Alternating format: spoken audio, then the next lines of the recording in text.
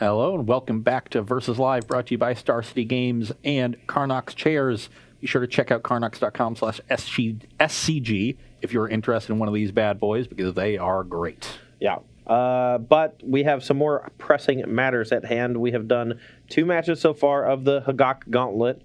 Currently, you are 1-1, lost to humans, beat Azori's control, and now we got some marbles on the line. How's that feel? First time in a while, a little bit of pressure, but I like it. I like playing under the lights for the marbles, whatever other expression you want to use for that. It's bottom of the 9th. Bases are loaded. When the in crunch time, money time. Mostly for the last month, it's been garbage time. Yeah, a lot of garbage time recently. Yeah, we've been descending in the end of the bench, getting some nice minutes for the 12th man. Come on. Okay. Make sure you get your questions to Robbo there over in the booth. Tag at SCG Tour. He'll be throwing his favorite ones at us. But last matchup, we've got a deck that I'm not as much used to seeing on the other side of the table. Which is weird, because I actually play this deck a lot. Yeah. I played it in like 2 or 3 MCQs on Magic Online. I have tested it for opens and stuff, and I really like it. But you're just the Phoenix guy because you built it first. But for the other 2.5 years I've been in Roanoke, you've been the Izzet guy, and I love Izzet decks. Well, we could have been Izzet bros. We were for one tournament, and then every other time I was just like, dude, it's really good still. And you're just like, no. It's like, yeah, it is. Okay. And you're just like, I built an Izzet Prowess deck right when I got to Roanoke. Nobody else played it. Because it was really bad. Yeah, it wasn't good. But it was super fun. But you did top 16 and open with it, which was... top 64 and open with it. Top 64. Yeah, okay. But it was the only tournament I cashed for 4 months. Yeah. So, but I have 4 Jace and 4 Treasure Cruise. It was gas. I built Izzet Phoenix deck in Modern. I've been building Izzet decks. Yeah. And what other Izzet decks did you build besides the Sweet Goggles deck? That deck was awesome. Sweet Goggles. Oh, I built the Bedlam Reveler Thing in the Ice Dynavolt Tower. Okay. Yeah. That deck was really cool. I got 9th or 10th place at regionals with it. I was just barely missed. I won a classic with the Thermo Alchemist deck that was based on someone else's, but I couldn't play that classic. I was winning the open. Scoreboard. But let's get back to the matter at hand, because we got marbles on the line. We got the Hagak deck that has been tearing up Modern over the last week and change on Magic Online and the last weekend in real life. Altar of Dementia, super powerful card. We saw a turn 2 kill with it already. We've seen multiple turn 3 kills, or virtual turn 3 kills, as well as actual turn 3 kills with the deck. I'm pretty terrified of it, to be honest. Yeah, in the last couple weeks, we haven't really seen a lot of Izzet Phoenix, even though it's been, the best performing deck over the last 6 months. Yeah. It's wax and waned at certain points in there, but over that time frame, it's been the best deck in Modern. And we've seen a little bit of a turn towards the mono red Phoenix deck, which gained a Lava Dart, pretty big addition. It's cut down on Bedlam Revelers. I've seen lists with 0 or maybe 2. And I think Ryan Overturf actually is a proponent of playing 0 Arclight with 2 Bedlam. Yep. And then just going really hard on another 1-drop and Blister Coil Weird, which has virtual prowess. Yeah. And then there's another, there were 2 mono red Phoenix decks. They both had Phoenix, so not like Ryan builds it, but not as many Revelers. We saw Blister Coil Weirds in some of them in the top 8 of the challenge. Mm-hmm. So it's a fairly successful deck. It's more explosive than the Izzet Phoenix deck, a little bit less consistent without the cantrips, less endgame power, and that explosion and the explosive potential in the early game has been deemed to be more important because of the rise of Bridgevine and other decks like, Devoted Druid combo that went on turn 3. So I think Izzet Phoenix has been a little bit left behind, but our own Jerry Thompson took down a local tournament, or at least did really well in it. I believe he went 6-0-2 and split prizes or something at one of his local tournaments with this iteration of Izzet Phoenix. Actually sent it to me on Saturday morning, right after my the Modern Challenge started. I played the Hagak deck. I went 2-2, faced off against some pretty rough hate, and then ultimately ended up settling on this Izzet Phoenix deck, which I played a little bit on stream. And 4-1 to league, should have 5-0'd. Should have 5-0'd. Didn't play very well. I watched it. The only thing that I really did badly was I accidentally cast Shenanigans before I killed the Thalia. Yeah. And that screwed me. It killed me. I had it all set up. I had it set up perfectly to do it right. At 4 mana. And I boofed it. But the deck was sweet. It was sweet. Every time I saw you cast Aria of Flame, your opponent was dead within 2 turns. Yeah, and I think that is the real upgrade to the deck. Getting rid of Pyromancer Ascension, getting rid of Crackling Drake, these cards that don't really work that well with each other, or put you into a position where you're more vulnerable to the likes of Graveyard Hate, or just you're too slow. I thought Crackling Drake was always a little too slow for the deck. I never really liked it in the archetype.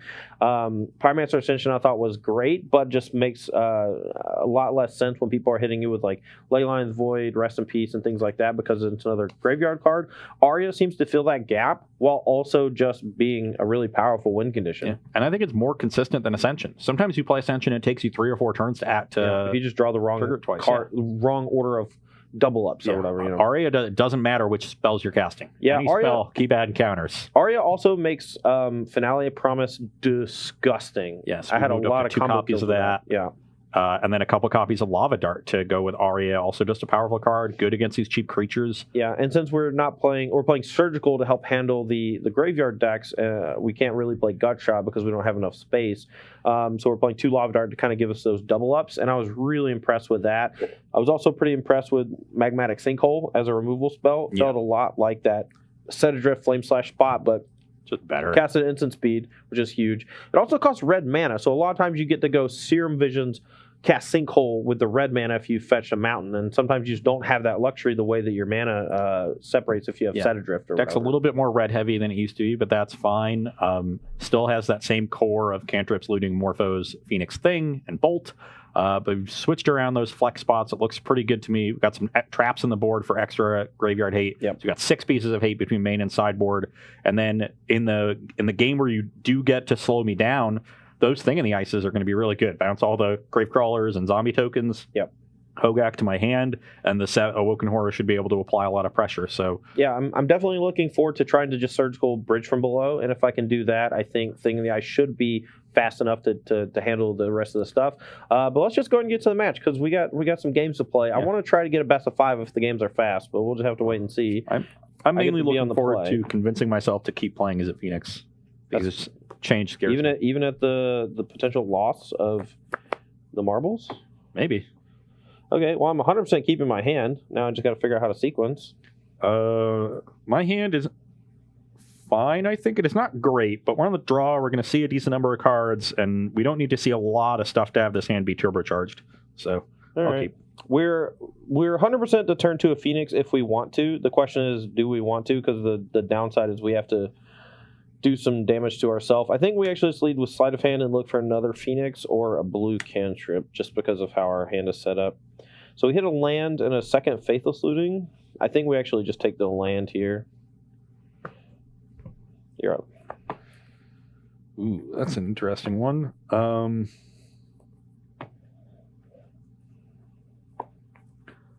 think I don't want to play it immediately. I'm going to go to 17, get a Blood Crypt, and just play Insolent Neonate. Okay. And pass the turn.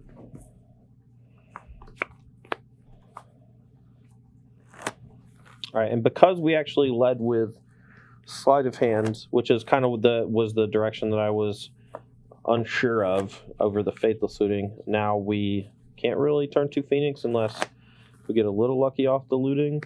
But I think we want to go ahead and do it. I mean, we can. It just is going to take a lot of resources that I'm not really happy about. I think we just discard Phoenix and a land and say go. Okay, pretty happy to see that. Not happy to see that. So, if that is my draw, I think I have to sack this. No, let's attack first, I guess. Okay. You got a 19. And sack, discarding a bridge, try to get a zombie. All right. Triggers on the stack. Surgical, targeting bridge, going to 17. Yep. You can just get them out. I don't really want to look through your deck. So he gets to draw a card, but his hand is... Yeah, I haven't drawn that well. I'm drawing Carrion Feeder and another land, which I didn't really want. think there's any merit to just not playing a neonate on 2 and just on turn 2 going feeder neonate pitch Bridgevine, something like that? You could do that, but that still runs into surgical extraction. And Sure. like if I draw another neonate or a looting or something, like I just have so many good draws if I just go for it. Sure. And no, like I'm not playing around anything differently. So let's resolve my card draw and cry. Sure. And play Cliffs. Pass turn. Draw for turn. It's kind of an interesting hand, but I think I want to go ahead and do this now. Let's go ahead and shock. 15. Play a Thing in the Ice and Lava Dart on the Carrion Feeder. Trigger the thing down to 3. I'm going to take 2. I'm at 15. Here go.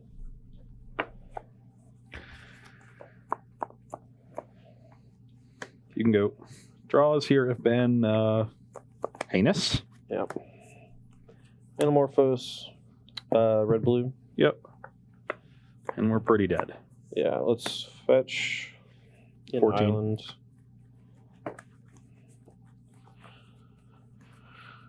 So we'll use the blue floating to play a sleight of hand. So top 2, looking for another Phoenix. And even if he has no more spells, there's a looting in the graveyard that Todd can flash back. Yeah, and I think I want to go for that over casting Serum Vision, just because if I hit another Phoenix, I get to 13 him down to 4, and he's in a really tough spot. And it just lets me use more mana this turn, which otherwise we're just casting a Serum and probably doing nothing. Yeah. All right, so draw 2. Discard a land in a... I guess keeping Serum Vision Scours better than keeping Serum, because I might be able to do some cool Phoenix tricks, but we'll hit you for 10 down to 7. I'm at 7. Here you go. And I've drawn 2 Hogaks and a land. Yeah. I mean, if I didn't have the surgical, I think you were going to go off on me. I was going to cast a Hogak, but the thing that then just bounces it along with the zombie token, and I can't recast, so... Sure. Draws just... sometimes your draw doesn't come together. Yeah. Hit the fail rate in game 1 there. One more pre, or you want to move? We got time. All right. Any questions while we're shuffling? Yeah, Moran23. We had kind of a big debate in chat here. What do you think about unbanning Deathrite Shaman in Modern, both as like incidental graveyard hate and just trying to help fair decks rise in the metagame? What's the why oh why did I swallow the fly? That's what I would say. So you swallow the spider to catch the fly, and then you swallow the bird to catch the spider to catch the fly. Why? Don't let the cat out the bag, man. Just ban a card from the deck. That's way better. The reason Deathrite Shaman was banned in the first place, it's even banned in Legacy, is because it made fair decks oppressively good to the point where you had a mana producer on 1 that completely checked most graveyard strategies, while also giving you a way to close games or gain life to prolong games. And for 1 mana, it was just dumb. Yeah. And when you say check graveyard strategies, I don't think Deathrite Shaman is enough to suppress a deck that is as powerful as like Bridgevine or Dredge when it had Golgari Grave Troll. Like it would help. It would certainly add some percentages, but it wasn't enough to make those decks not broken and prevent a ban. But it was good enough to stop you from being able to utilize a little bit of the graveyard as a resource in order to compete with the value engines that these fair decks have on card advantage. The decks like Mardu Pyromancer using Lingering Souls, or even Izzet Phoenix with Arclight Phoenix, those cards are really important in those matchups because they keep coming back and match up well against all the spot removal and discard. But Deathrite Shaman gave you this early mana creature that put you ahead that also just checked all of those cards. And that's what made decks like Jund too good. And so I think if you tried to do that as a check on Bridgevine, that you would end up just still having to ban it, and then you would be in a format where Deathrite Shaman is messed up. All right. Well, my hand's very good. So let's see if yours is very good. It is not. I don't think you keep this. I'm just gonna play a bunch of creatures. No, hope to draw a sack outlet. Yeah. If it was you could maybe hit a Hogak off the Stitcher supplier. I just have 3 cards. Well, you have some fetches, so you can cast a Hogak on turn 3 pretty easily if you mill it. Sure, but I'm only milling 3 cards. I know. But if you hit an altar or whatever, I'm not saying you should keep it. I'm saying you should mulligan. But I think that hand, if you know the matchup and you're playing against like Azorius Control or like a fair deck, I think that hand is fine. You know, it's not explosive, but it's resilient to spot removal, and you can get very lucky and kill your opponent on turn 2.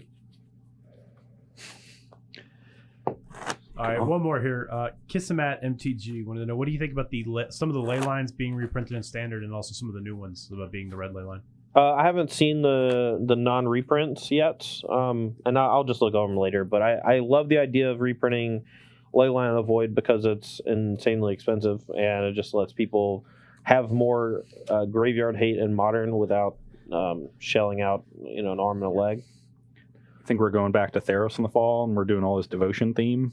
Ooh. The like black card, the draw like the Tireless Tracker for Swamps, all these ley lines that get you a bunch of devotion. Tireless Tracker for Swamp guy seems really sweet. Is it whenever you play a swamp, you draw a card and lose life, or Lightning Helix something for 2? Yeah. Like, what the hell? Play that with like an Azusa, bunch of extra swamps in your deck. I don't know. Splash green. This hand is significantly better. Is that the lane you're wanting to play? Yes. Okay. I am going to start on Insolent Yanate and pass. You sure that's the lane you want to start with? Oh, it's a Bloodstained Mire, not a whatever. I even asked you. They're the same thing. They're the same. I'll go to 17. Yeah. Okay. Draw. All right. I'm gonna go ahead and Faithless Looting here to look for Surgical. Since we already have 2 things we don't mind discarding. Faster. Okay. Well, luckily for you, I can't quite turn to you yet with the Phoenixes. Yet. So I'm at 17. You're at 20. Yeah. You're a jerk. What? I'm pretty sure you're just going to combo Stitcher kill Supplier. me. Yeah. Oh, thank you. Thank the loud Brick City. Play your land. Attack for 1. You got anything sweet to discard? 19. I got a bridge. Got a surgical. No. Okay, I got a zombie. I love how you call me a jerk and I just don't have a great amount of interaction or whatever, and you're just gonna crush me. I'll go to 16 and get a swamp and play a Carrion Feeder, which was a good draw. Yeah, it's a great draw. And I don't think I want to sacrifice anything just yet. Yeah, I think there's very little reason. You're at 18.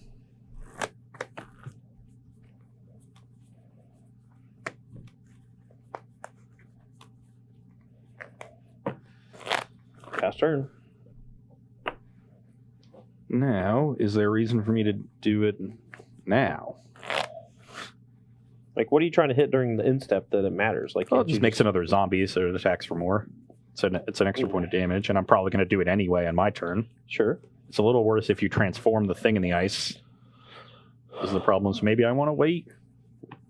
I can just make a bunch of zombies and force you to transform it, and then maybe go off. But if you just, the thing is, if you just transform this, you got 2 Phoenixes. You're just 13ing me. I'm at 3. Yeah. So I think I just have to try to kill you. Yeah. So yeah, on your end step, sack this, get a zombie. Sure. Mill 3. Oh, sorry. Yeah. Duh. Yeah. Ugh. Not good hits on my side.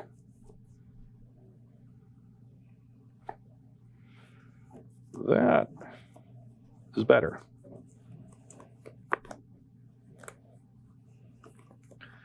Okay. How do I want to play this? I don't know. Show 'em what you got. I drew a Hogak. Oh. And I got a Gravecrawler. So I can either... I don't really want to fetch shock with this Bloodstained Mire. Yeah. Because then I'm just dead to the 2 Phoenixes. Yeah, I don't think you want to do that. Though I guess that if you just have a Bolt is one of your spells, I'm dead anyway. But probably no reason for me to do that. So I think I should just... Gravecrawler, sack it, put a counter, make a zombie. Play a Gravecrawler. Sack it, make a zombie. No, that's... I guess, again, I don't care. If you flip, I'm dead. So, yeah, make a zombie. That's good news. I mean, I don't have any interaction. You're going to win the race. Sure. 2, 3, 4, 5. Cast Hogak with tapping those two. Got a land. I guess if you're going to win the race, there's no point in me not just dying to it anyway. Just trying to get another Gravecrawler blood guess, or not blood guess. Yeah. Gravecrawler bridge from blood trigger. I'm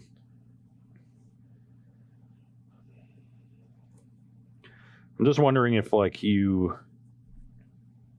don't transform this turn, if you just sort of have 3 spells and just spin your wheels. Here you block a zombie and you take 6, brings you to 12, and then you block the carrion feeder and you're dead. So I think you're dead next turn regardless. Unless you maybe another thing in the ice. That's block here, soak up 4, take 12, but then you're still at 12, so maybe with some thing in the ice plus lightning bolt. So I should probably Gravecrawler, which means you go to 13. Yeah, let's go to 13. Okay. Can you threaten lethal here if I don't block the carrion feeder? I don't think so, right? So you can sack that. These are each 2, so that's 4, 5, 6, 7. If you block there, that's only 13. Okay. I didn't think so, but yeah, second bridge. If you had a second bridge, I think you could threaten lethal here. All right, I'll block a Parnell token and take 6. Go to 12. I am 99% to kill you. Why? I think. Because I have Manamorphose and 2 sleights of hand, but not a third land. Sure. Do you have the 4th spell? Oh, yeah. Well, yeah, I don't have a third land. Yeah, you're like... All right, would you like? Yeah. All right. I even had the bolt, so you go into 13, actually. It didn't end up mattering. You have 15 lands in your deck. Let's go blue. Yeah, and you have blue and a red. Oh, nice. Yeah, and you can hit surgical too. So you have 15 lands and 3 surgicals, and you're going to see a card for turn, card off Manamorphose, and 2 cards off each of the sleights. 6 cards to an 18 outer. Yeah, you're probably about 95%. Yeah, a little slow there on my hand. I was that was turn 3. No. You made 14 power on turn 3 on the play. Oh yeah, I thought that was turn 4. I had a nutty draw. Yeah, you're just killing me on turn 3. Yeah, I'm just actual killing you on turn 3 from 16 with a bolt. Yeah. And okay, maybe they should ban something from Phoenix too, to be honest. But yeah, it was turn 3 from both sides. I mean, I was dead on turn 4 basically if I didn't. Yeah. I mean, I drew the thing in the ice off of the Faithless Looting. If I didn't have it, the 2 Phoenixes definitely aren't enough to get the job done. So, I mean, it's possible that if I don't draw the thing in the ice on 2, I just go bring back 2 Phoenixes on 2, attack you down to 10, and then I can knock you down to 4 with a bolt in hand. I just have to find 1 more point of damage somewhere. And that's if you don't fetch, which you probably won't. Yeah, if you only have the 1 Phoenix in there, then I just don't play the other Gravecrawler. Cool. But even then, you bounce everything back. It's hard for me to rebuild immediately. I guess I just I was more so talking if I didn't have Thing in the Ice on 2. I'm actually forced to double Phoenix you on 2, even though at the expense of maybe having to burn a surgical or whatever early. Anyway, we're gonna take a short break here. We're gonna answer some questions when we come back, but we're gonna get some sideboard action to see if Ross can fight through what I think might actually end up being a pretty bad matchup. All right, we'll be right back for more Versus Live. And we're back here with sideboarding for Bridgevine against Izzet Phoenix. Finally, a matchup where I do not have to bring in the various elementals and harbingers to tutor for them because there's no permanent based hate out of the Izzet Phoenix deck. We're going to bring in some lightning axes to help against Thing in the Ice and Thalias to help slow the decks playing down. Dark Blast don't have a lot of targets, so these flex spots get cut. And I'm pretty sure Vengevine is just the worst creature. It's the one that depends on you having a bunch of other creatures. And once you have those creatures, you can usually either bridge them out or alter them out somehow. So I think Vengevine is just the most expendable creature in the deck, so it's the one I'm choosing to trim here to make room for Thalios. All right, my side, the card that I kind of want to cut more than anything in this matchup is actually Aria of Flame, because this is a card that shines against decks that are trying to go a bit longer into the game, and they have ways to kill Thing in the Ice or hit Surgical Extraction or whatever on your Phoenixes. But because it's a new card and I want to try to showcase exactly what it can do, I'm going to leave in the 2, and we're just going to side out Lightning Bolts and Magmatic Sinkhole. Spot removal generally pretty bad in the matchup. Obviously, the Thalias out of the sideboard. kind of throw that for a loop. So we're keeping the lava darts in, and then once we see Thalia in game 3, we'll make the switch. I'm not even sure Shenanigans should be coming in, so I think I'm actually just going to not. It does kill the altars, but I think that with Trap and Surgical, I can actually just ignore altar in some spots, as long as I can make sure that he doesn't get a lot of zombies from Bridge. And I don't think Shenanigans is really for this matchup, even though it can come in. I think Shenanigans is important when you have traps and surgicals because they help you recover, like alter helps you recover from those cards. All right, you're right.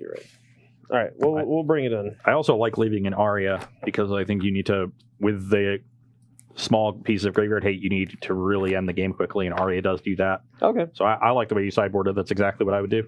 Okay. Lava Dart handles early carrion feeder, like if I just run that out on turn 1. Thought about bringing Force and Negation, because on turn 1 it can stop a Faithless Looting and exile it, and then as the game progresses it stops you from playing stuff like Altar. But your deck is mostly creature based, so those kind of cards, we saw the Azorius deck actually struggle in some post sideboard games with just having too many of those negate effects against a deck with a bunch of just 1-2 mana creatures that just cast an attack. Yep. Any questions, Mr. Rob? Yeah, I've got 2 here. The first one is, I know this is Jerry Thompson's deck, but how do you feel about the Lava Dart and Mountain numbers? So you're playing 2 Lava Dart, but you only actually have 3 mountains in your deck? The first thing I did was I cut one of the 4 islands for a second mountain. I think that this version is actually more red heavy than previous iterations. And I haven't had the time to talk to Jerry specifically about that change. But I wanted to stick with his 75 because I didn't want to put his name on a deck list that was not his. If that makes sense. So personally, I do think the second mountain over the 4th island is right. Hand is that bad? We'll take a mulligan so we can take some more questions. It's not great. Look, my hand's not very good. But it just really needs a sack outlet. If I draw a sack outlet, it is great. My hand is literally all wheel spins. So. But if I don't, I'm just going to dirtle and die to a thing in the ice. I don't have that either. But it's also pretty good against the Graveyard Hate card, so I think I should keep it. I think I would mull in game 1. Take another question or 2? Sure. She got them? All right, yeah. Image Begins 7 wanted to know, how do you define fair and unfair in Modern? So, personally, I consider a fair deck one that plays very similarly to how most draft decks play, where you have some amount of creatures, some amount of interaction, removal or discard or what have you. And the decks that play unfair are the decks that tend to force your opponent into weird spots where they can only really interact with you with a very specific type of card. Storm decks can only interact really with that with something like discard or counter spells. Primeval Titan decks can only really interact via hitting your lands or Blood Moon or something like that.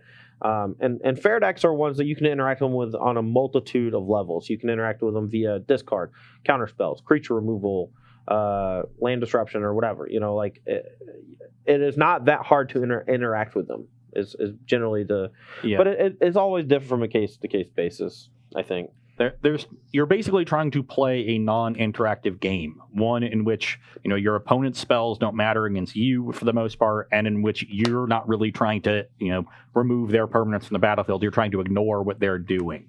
So in that case, like a deck like Whir Prison often gets called like unfair because it's trying to get to a state where nobody can do anything, but it is doing so in a very interactive way by really caring about everything its opponent is doing. I think it's actually in the complete opposite spectrum if you talk about something like Lantern Control, where they are so interactive that they lock you out completely. Yeah, so that deck is not actually an unfair deck. I would call that a very fair deck because it really does care about what your opponent's doing, whereas a deck like Storm is like your prototypical unfair deck.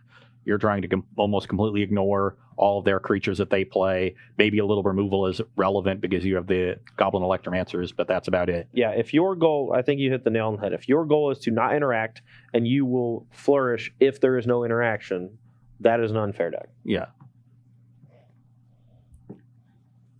Oh, that's all I got. We good? All right, let's hit it. Okay, let's start on a supplier. Yep. This is actually Black Lucas, right? Yeah. Oh, yeah, Hogak. You can go. Other two not so good. Lead off here with Serum Visions. We're digging for like Thing in the Ice. Even Arya Flame is not that bad. Lava Dart here can hit Supplier, but I don't really want to do that. And Finale is a bit expensive, and we kind of want lands, so I'm just going to bottom. Okay, come on. Faithless Looting. That's not a bad one. Let's play a Supplier. Sure. And then play this. In response, Play Gravecrawler. I'm going to Surgical your Hogox. Because he could just exile the other 4. He could just play Hogak and not the Gravecrawler, but he'd have to exile the Gravecrawler, so I'm not sure. Maybe that was a mistake. Especially because I have one on my hand like a doof. Get punished. That was probably bad. I probably should have just played the 8-8. So you're at 18. And attack for 1. Yeah, we'll get the other ones out of my deck. Okay, I go to 17. You can get. It's really awkward. I did want to hit the Gravecrawlers to turn off the Hogox for a turn, but the way that set up was not... I mean, it was fine for me. Let's go to 16, and we got lucky on the Thing in the Ice off the Serum Visions last turn, so we actually have some pressure for next turn. Yeah, if I just played Hogak here, he would be forced to have to transform the thing on his following turn or chump block. But I screwed this game up. I suck. So you're at 16? Yep. Here we go.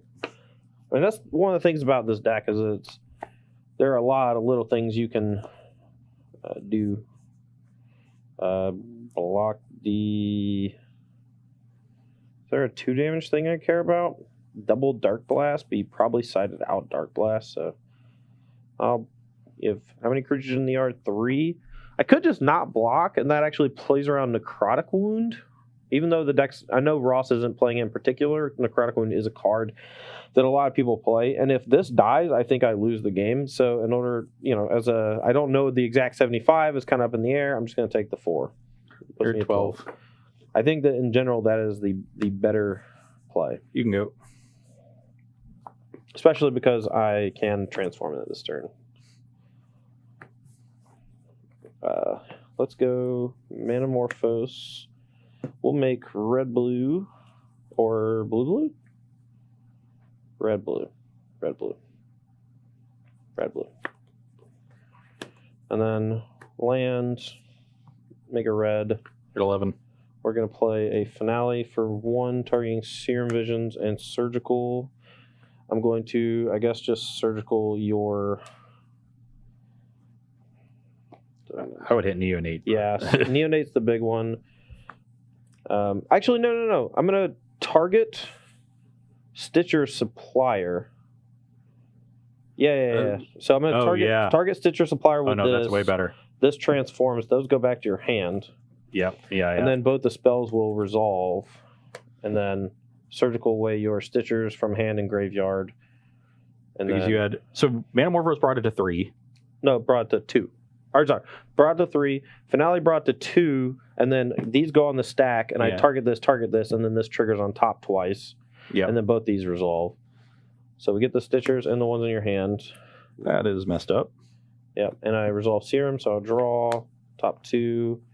Just 2 more card draw spells when my hand is literally just card draw spells. So let's just put them on bottom.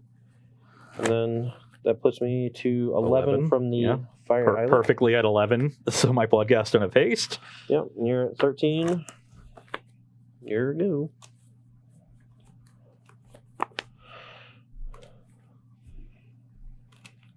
Could maybe still lose this game if Ross gets pretty lucky here. Like if he goes Faithless Looting and finds land.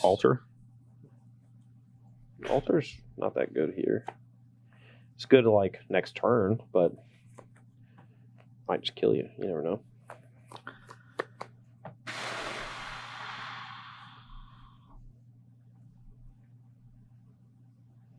How do I win this game? I do not think it involves casting the Gravecrawlers because I think you need to trigger the Bridgevine somehow. next turn with like looting into a land. But I guess it depends. I don't know. Go to 11. Okay. You can go. Still not dead to a bolt, which is nice. And I know Gravecrawler, Vengevine, You know that hand. I drew this. and another Bloodghast. Okay. Okay. I will play a thing in the ice. I'm going to play a land. Play a sleight of hand. Keep Manamorphose. Attack 4, 7. Am I dead, actually? No, you're at 11. I mean, can you kill me with Vengevine or do I have to block the Vengevine or something? I mean, you're just going to die next turn to the flip thing in the ice, I think. Sure. So it might be better just to play D's to make sure I don't die. I'm trying to figure out, like, if you Faithless Looting, discard Bloodghast, Vengevine, you play Gravecrawler, another creature, you get back. If you're definitely transforming thing, then I would leave back the Awoken Horror. I mean, what if you just draw a Lightning Axe and kill it? But like you make me draw Lightning Axe, and then you just attack for 7, and you get an extra turn to interact. Okay. And then I need a Lightning Axe into the same thing that would kill you if you attacked. Okay. Which is even less likely. Instead, I drew another Bloodghast. Okay. I guess I will attack with these first. Okay. Block. Oh, you can block both. It doesn't matter. Go. All right. In a turn, Thought Scour, go to You're 10. 10. This goes to 2. Hit a Phoenix. Tap, draw. You have 2 spells. That's lucky. I think I can win that game if I just play the Hogak. All right, we got 8 minutes. You want to play another one, or do Yeah, you want to let's play one more. talk to the chat? Okay. Anything, Rob? Cool. Oh, actually, yeah. Sorry, one small one. Why is there only one fiery islet in the Phoenix deck? I think Sulphur Falls was just a very easily replaceable land. All the other lands, I think, are kind of locked in. I think maybe you could potentially trim one fetch land for another fire islet if you really want to. But the way that this deck works with like Finale, Promise, and Aria Flame now, you actually have more cards in your deck that cost 3 or more. And so you don't really have the luxury to just sacrifice the lands, and your life total actually comes under fire in a number of matchups, humans, what have you. And that 1 point of damage that you take, or sometimes 2 or 3 or 4 if you draw multiple fire islets, can actually just be the difference between winning and losing a game. But, I mean, in that scenario, right, like I couldn't really tap fire islet because I would have put myself at 10. So, but if it was another land, I could have just like sculpted my hand a bit better with something like sleight of hand or whatever. It didn't really come up, but it can come up. You also have Faithless Looting as a pretty good flood insurance. Right. The fact that they flash back. So most of the decks that play a lot, or a very high number of those kind of the Horizon lands, are decks that don't otherwise have insurance for flooding and are playing a low land count. Mm-hmm. And that with Faithless Looting, you already have a good way to mitigate that flood, so you don't need a high number of them. All right, game 4. This is a solid one. All right, let's get it. I will go to 17, get a Blood Crypt. You're up. Go.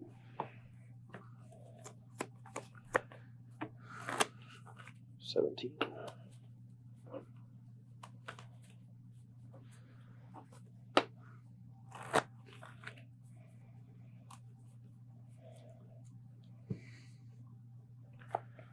Attack you for 1. 19. 1917. I will go to 14 and play Athalia. I have responses. I'm gonna Thought Scour myself. Yep. Start Aria in a land. That resolves. And now, while Todd is tapped out, I think I'll pitch this neonate, discarding a bridge. It's pretty good. And get a zombie. Now, if Todd spends his turn killing the Thalia, I'll get another zombie. And I'm pretty well set up. So I'm at 14, you're at 19. Go. Thalia. Thalia is quite good in this matchup. The more I play against this deck, the more I'm noticing that Ravenous Trap is not nearly as good as it could be. It is possible that Ravenous Trap should just be Leyline of the Void or something like that.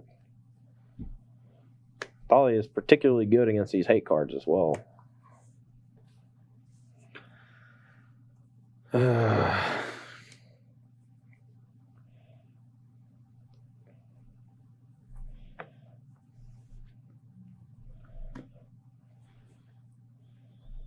Fortunately, I drew the swamp this turn, so in order to Hogak and keep the bridge, I have to go to 11. Okay. I think it's worth it. Let's get another Blood Crypt and delve these 4. You can go. That's not... Yep, okay, I'm stupid. So you're fetching tapped? No, I'm fetching... You can't use mana to cast Hogak. I cast Gravecrawler, right? Right. Wait. So you fetch... You can fetch tapped and... Oh, yeah. And Why did I these. think I needed to... I don't know. You're at 13. Yeah, so I'm You at just 13. needed the card in the graveyard. Yeah. I don't know why I thought I needed to tap plants, but I did. You are... Whatever. I don't care. Yeah, we're good.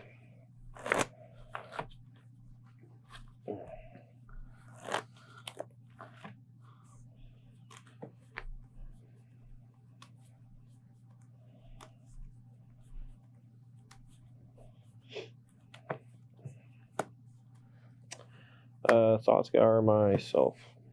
Yep. Go. That's pretty good. That is also good.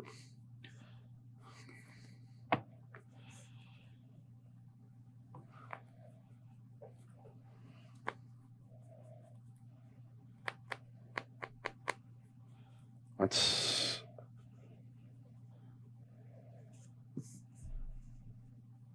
Why'd you not attack with Thalia? Okay. Well, attack like that. take 10. At 9. You go to 9. Play an altar.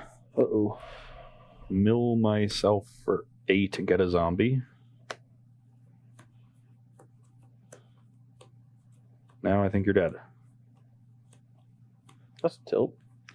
That Thalia doing work, man. I got Ravenous Traps and Surgical just kind of rotting in my hand. I actually drew the Lava Dart off of the Thoughtscour, but I couldn't do anything with it. Now we're basically just in the same thing that I did Do you before. have 2 bridges? Yeah, I milled the first card I hit with the second bridge. So he literally gets to mill his whole deck no matter what he does because he Yeah. has 2 bridges, the altar, and When I have a land to get back blood gas, like yeah, it doesn't matter. we're in. He mills his whole deck, then he mills my whole deck, I'm dead, and then I die. Impressive. Turn 2 Thalia, turn 4 kill you. Yeah, I mean I think that's one of the strengths of Thalia there because like you literally shut down my entire hand. I had 2 Ravenous Traps and a Surgical. I kept a loose hand because I had 2 traps and a Surgical, but that's kind of one of the dangers of having like too many sideboard cards because you know sometimes like you can just play around them or you have a card that completely shuts them down. You know. Yeah. Thalia I definitely. want to play more of this matchup. That was fun. Thalia was very impressive against the Azorius control deck as well.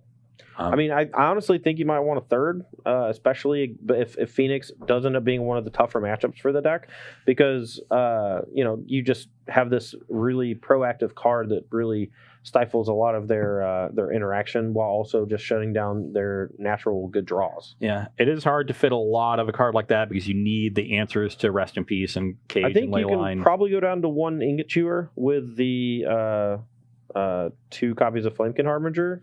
There's not a whole lot of artifacts you care that much about, and I think that Rest in Peace, Leyline of the Void are going to be the more heavily played ones. And if this version of Izzet Phoenix takes off because it seems really strong, you know, there's a chance that like you just have to have more things interact with this particular matchup. Well, I also want more Lightning Axes. You know, Thing in the Ice, Devoted Druid, important cards to kill. I think you early should be prowess playing creatures. I personally think you should be playing Axe over Dark Blast. I agree. That's the card I want to play in those flex spots, and then I want to play. Maybe you just play a third in the sideboard, and then you get an extra sideboard slot and have a third Thalia, and then otherwise keep everything the same. Sure. Because I've liked everything else about the list. I have liked a Dark Blast a bit too. I wonder if you can just play a Dark Blast over like the 4th Vengevine. You know, I've seen some lists of like 3 Gravecrawler trimmed down just to get a few other flex spots, but I've liked Gravecrawler. Gravecrawler to me is one of, I mean, if you're going to play 4 Vengevine, it is one of the most important cards because it allows you to get those Vengevine chains very easily off of something as innocuous as a Stitcher Supplier or a zombie from a Bridge from Below. below. Yeah. So I personally, I would not recommend cutting a Gravecrawler. I think Bloodghast can be trimmed in some number if that's really what you want to do. But every card of the engine that you trim, you're going to just make your draws that much worse over time in order to fit in more flex cards. So I think you have to choose between playing Vengevine or not. And if you choose to play Vengevine, you need to play like that 40 card package, and then you can have 2 of whatever flex you want. I'm not sure. I'm not sold that Vengevine is necessary. I think it, as the format adapts, this deck is going to have to become a little bit less linear. And the card that you usually want to cut when you're becoming a little bit less linear and adding more reactive cards to your deck is the card that is dependent on the other enablers and the other cards in your deck are most dependent. And Vengevine is that one. You need to cast 2 creatures. And a lot of the time that involves casting a creature from your graveyard, which gets shut down by these graveyard hate cards. Along with it, it's also the one you can't cast from your hand. I mean, what if you just have this core, this 40 card core, and then you just always side out Vengevine? Like, since that's going to be the card that's most extremely hit by the graveyard stuff out of the sideboard. That's already my plan, but I also think I would trim on Vengevines or cut them entirely if I want more cards. Keep the Dark Blast in the main, play a 19th land to make sure you hit your land drops because you got Looting's help when you flood. I have like the 19th land personally. I've played 19 in both the times. Just play a second basic too to help you out when you don't want to deal yourself a ton of damage. I would definitely make sure that it's a swamp though. I've had multiple times get completely. Oh yeah, no basic mountain here. Yeah. I drew a Stomping Ground once. I want to throw up. Yeah, just a second swamp in our Gravecrawler deck. I think will be fine. Yeah. Play some main deck Lightning Axes if you need to deal with Thing in the Eyes to Devoted Druid. There's a lot of things you can do with those extra few slots. Yeah, I just think that as the removal spell of choice, Dark Blast is the most susceptible post sideboard to like getting shut down or not being that effective. And obviously people were playing Necrotic Wound in the beginning because it got around your own Bridge from Below because it exiled. But with so many cards popping up that desperately need a real answer, I think it just has to be like a Lightning Axe type effect, right? Just this thing kind of catches more with it, and also it lets you discard. Sometimes that discard enabler of the card is quite good, and if you don't have a Bridge from Below already, it's probably one of the better draws in a number of creature-based matchups. Yeah, no, I agree. Definitely one of the better draws you can have there. And you're going to need to adapt. Like, everybody's got a million pieces of hate. You're going to have to win through them sometimes. You're not always going to have your answer in time. People are going to have main deck surgicals and things like that to slow you down. Yeah. And at that point, like that, in one of the pre-board games, you had a surgical, it slowed me down, and then Thing in the Ice and Phoenixes, that your normal game plan just raced me pretty easily. And the Phoenix is a Phoenix powerful deck. So yeah, I think that's the trick to beating the Hogak decks. You just have to have some form of graveyard disruption and a severe clock, or just a massive amount of graveyard disruption. It's like those are the 2 easiest ways to potentially bottleneck the deck. But I still think that like an Azorius control deck, like, you beat me, even though I had 4 Rest in Peace, 3 surgical extractions. Like, it was just a slaughter. And I won 2 out of the 5 games, but I felt like at any moment my very tenuous state of winning was at best tenuous, I guess. Yeah, so it was not good. The way I see it right now is that the deck is definitely incredible, the Bridgevine deck, and it's forced every other deck to have a ton of graveyard hate, which is already on the surface problematic. If that continues, we're going to see a ban, because nobody wants to just have to have 6 pieces of graveyard hate in their deck in order to compete. And no one wants to be forced to play one of 4 decks in the format in order to have a chance against this Bridgevine deck. So, like, whenever a deck rises to the top, the second tier is always going to be the predators that kind of feed off of the best deck, but everything underneath kind of beats the decks that prey on the best deck. So you create this very rock, paper, scissors heavy metagame where it's almost always correct to just play the one that's tier S. That way you beat literally everything underneath, and you just lose to like 3 things that are slightly below you or whatever. Yep. Just play the broken deck when it's broken. Yeah, play the broken deck when it's broken, or play Izzet Phoenix, because clearly still very good. Yeah. Jerry had a lot of success with it past weekend. I like it a bunch. Aria Flame is a real deal. Lava Dart feels good. Seems like it has an okay, at the very least, Hogak matchup. So I'm definitely on board with just playing Phoenix with a little bit more hate.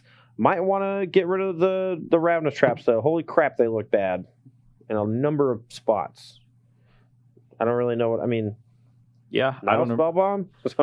I don't know. Tormod's Crypt? Tormod's Crypt. I don't know what else you're playing, but I mean, it's definitely an awkward card in this matchup relative to Dredge, where you just always get to get it like the Narcomoeba trigger on the stack, but at least get their amalgams. Mm-hmm. Here, it's like I can just Dredge and then cast the Hogak, and I didn't do that in one game. I thought that might have turned one game around For sure. on my side. So you can definitely get caught with that not having a good time to play that card because I don't really put triggers on the stack as long as I play carefully with my fetch lands. So. Right.